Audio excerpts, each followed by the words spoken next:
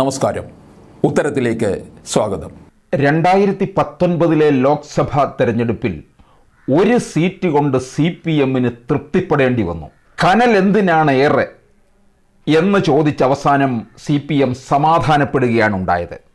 പക്ഷേ 2024 എത്തുമ്പോൾ CPM 1 നിന്ന് 12 എന്നുള്ള നോട്ടമിട്ടിരിക്കുകയാണ്. 12 സീറ്റെങ്കിലും കേരളത്തിൽ നിന്ന് പിടിക്കണമെന്നുള്ള പടപ്പുറപ്പാടിലാണ് ഇടതുപക്ഷം.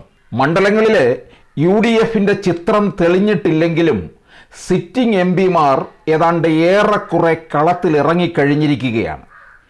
ഇവരെ നേരിടാനായിട്ട് മുതിർന്ന നേതാക്കളെ രംഗത്തിറക്കുക മാത്രമല്ല, താഴെ തട്ടിൽ നിന്നുള്ള പ്രവർത്തനങ്ങളെല്ലാം തന്നെ നേതാക്കളെ ഏൽപ്പിച്ച് സംഘടനാ സംവിധാനവും CPM ഒരുക്കിക്കഴിഞ്ഞിരിക്കുകയാണ്.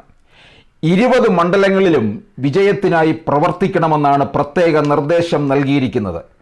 അതിൽ 12 മണ്ഡലങ്ങളെങ്കിലും വിജയം ഉറപ്പാക്കുകയും വേണം. ആലപ്പുഴയിലെ സിറ്റിംഗ് സീറ്റ് നിലനിർത്തുക എന്നത് ജീവൻ മരണ പോരാട്ടമാണ്. 2019 ആരിഫ് അവിടെ 10,000 വോട്ടിൻ്റെ ഭൂരിപക്ഷം മാത്രമേ ഉണ്ടായിരുന്നുള്ളൂ. അത്ര അതിശക്തമായ മത്സരമാണ് അവിടെ നടന്നത്. ആരിഫിനെ നേരിടാൻ ആരാകും UDF-ൽ നിന്ന് എന്ന് ഇനിയും വ്യക്തമാകാനുണ്ട്.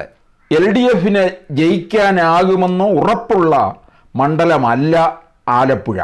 അതിനാൽ അവിടെ ഓരോ വോട്ട് ഉറപ്പാക്കാനുള്ള തീവ്രയജ്ഞം CPM തുടങ്ങിക്കഴിഞ്ഞിരിക്കുകയാണ്. മുമ്പ് ഇടതുപക്ഷത്തിൻ്റെ ഉരുക്കുകോട്ടകളായിരുന്ന പല മണ്ഡലങ്ങളും കഴിഞ്ഞ തവണ UDF തൂത്തുവാരുകയായിരുന്നു. ഇതാണ് CPM-ന് കിട്ടിയ ഏറ്റവും വലിയ പ്രഹരം. ഇത് തിരിച്ചു പിടിക്കാനുള്ള ജനസമ്പർക്കം ഉണ്ടാക്കി ലക്ഷ്യം നേടുമെന്നാണ് നേതാക്കൾ അവകാശപ്പെടുന്നത്. കാസർഗോഡ്, കണ്ണൂർ, വടകര, കോഴിക്കോട്, പാലക്കാട്, ആലത്തൂർ, തൃശൂർ, കോട്ടയം, പത്തനംതിട്ട, ഇടുക്കി, ആറ്റിങ്ങൽ എന്നിവ UDF-ൽ നിന്ന് പിടിച്ചെടുക്കാനാകുമെന്നാണ് CPM-ന്റെ കണക്കുകൂട്ടൽ. ആഞ്ഞു പിടിച്ചാൽ മാവേലിക്കരയും ഇങ്ങി പോരുമെന്നാണ് പ്രതീക്ഷ. വയനാട്, മലപ്പുറം, പൊന്നാനി, എറണാകുളം, ചാലക്കുടി, കൊല്ലം, തിരുവനന്തപുരം ഇത് നമ്മൾക്കറിയാം UDF-ന് മേൽക്കൈ ലഭിക്കാവുന്ന മണ്ഡലങ്ങളാണ്. ഇവിടെ ഒരു ഇളക്കമുണ്ടാക്കുകയാണ് CPM-ന്റെ ലക്ഷ്യം. വടകരയിൽ LDF-ന്റെ അടിത്തറ ഇളക്കിയത് RMB-യുടെ പിറവിയാണ്. CPM-ന്റെ കണക്കുകൂട്ടൽ ഇപ്പോൾ ഈ RMB അതിനിപ്പോൾ അത്ര പ്രഹരശേഷി ഇല്ലെന്നാണ്. പക്ഷേ TP ചന്ദ്രശേഖരൻ വധക്കേസ് വീണ്ടും ഉയർന്നു വന്നിരിക്കുന്ന സാഹചര്യത്തിൽ ഈ ലോക്സഭാ തെരഞ്ഞെടുപ്പിൽ CPM-ന് അതൊരു പ്രഹരം തന്നെയാണ്. CPM കണക്കുകൂട്ടുന്ന രീതിയിൽ വടകര അങ്ങ് നിസാരമായിട്ട് കൊണ്ടുപോകാൻ സാധിക്കത്തില്ല. വളരെ നിസാരമായിട്ട് ഇങ്ങ് പിടിച്ചെടുക്കാം എന്നുള്ള ഒരു കണക്കുകൂട്ടൽ ഉള്ളത് കൊണ്ടാണ് ശൈലജയെ ഇറക്കിയിരിക്കുന്നത്. KK ശൈലജയ്ക്ക് ഇടതുപക്ഷത്തിന് പുറത്തുള്ള വോട്ടുകളും സമാഹരിക്കാനാവുമെന്ന ഒരു വിശ്വാസമാണ്. മണ്ഡലം തിരിച്ചു പിടിക്കാനാകുമെന്നുള്ള ഒരു പ്രതീക്ഷ LDF-നുള്ളത്.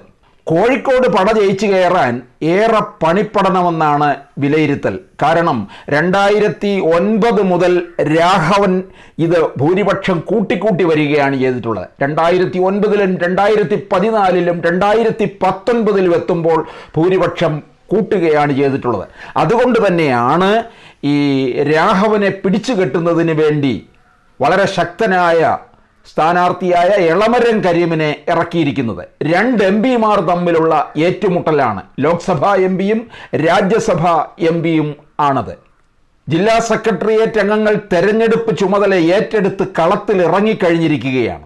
അതുപോലെ മന്ത്രി K രാധാകൃഷ്ണനും പോളിറ്റ് ബ്യൂറോ അംഗം വിജയരാഘവനും മത്സരിക്കുന്നതാണ് പാലക്കാടും ആലത്തൂരും.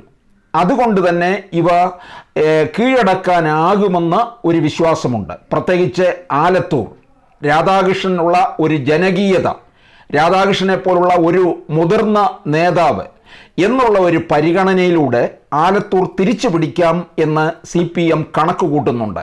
തൃശ്ശൂരിൽ എന്തായാലും അതിശക്തമായിട്ടുള്ള ത്രികോണ മത്സരം ഉറപ്പായ മണ്ഡലമാണ്. ത്രികോണ മത്സരമാണെങ്കിലും ഇതിൽ നമ്മൾ മനസ്സിലാക്കേണ്ട ഒരു കാര്യം, അവിടെ സുനിൽകുമാറും സുരേഷ് ഗോപിയും തമ്മിലുള്ള നേരിട്ടുള്ള മത്സരം തന്നെയായിരിക്കും. രണ്ടാമത്തത് ആറ്റിങ്ങലാണ്. ആറ്റിങ്ങലെ സംബന്ധിച്ചിടത്തോളം BJPക്കും വളരെ നിർണായകമായിട്ടുള്ള ഇടം തന്നെയാണ്.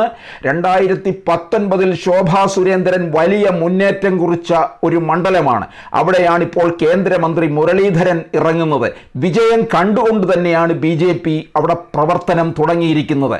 അങ്ങനെ തൃശ്ശൂരും ആറ്റിങ്ങലും ഈ രണ്ടിടത്തും BJP നേടുന്ന വോട്ടുകൾ UDFന് നഷ്ടവും LDFന് നേട്ടവും ഉണ്ടാക്കുമെന്നാണ് CPM കണക്ക് കൂട്ടുന്നത്.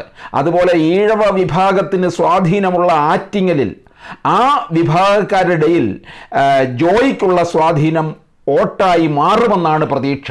2019 വടകര നഷ്ടപ്പെട്ടതുപോലെ തന്നെ CPMന് ഏറ്റവും വൻ പ്രഹരമായിരുന്നു ആറ്റിങ്ങൽ നഷ്ടപ്പെട്ടതും. പാർട്ടിയുടെ ശക്തി കേന്ദ്രമാണ്, ആ ശക്തി കേന്ദ്രമാണ് അവർക്ക് കൈവിട്ടുപോയത്.